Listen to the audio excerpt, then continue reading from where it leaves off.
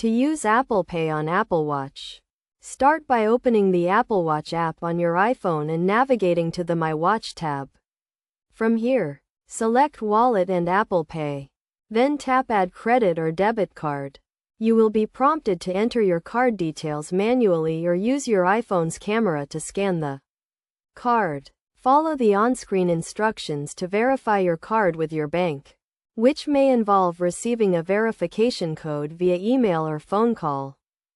Once your card is verified, it will be added to your Apple Watch's Wallet app.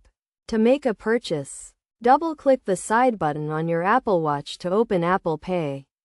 Your default card will appear on the screen, and you can swipe left or right to switch between cards if you have multiple added.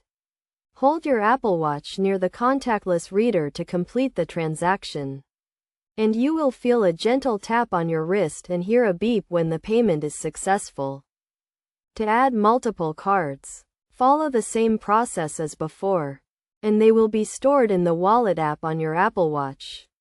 You can also set a default card, which will be used for all Apple Pay transactions unless you manually switch to a different card. To do this, open the Apple Watch app on your iPhone, navigate to the My Watch tab, select Wallet and Apple Pay, and tap Default Card. When using Apple Pay on your Apple Watch, make sure your device is unlocked and you are signed in with your Apple ID. Also, keep in mind that you may need to enter a PIN or password to complete certain transactions, depending on the settings you have configured. It is also important to note that you can remove a card from your Apple Watch at any time by opening the Apple Watch app on your iPhone, navigating to the My Watch tab, selecting Wallet and Apple Pay, and swiping left on the card you want to remove. Tap Remove to confirm, and the card will be deleted from your Apple Watch's Wallet app.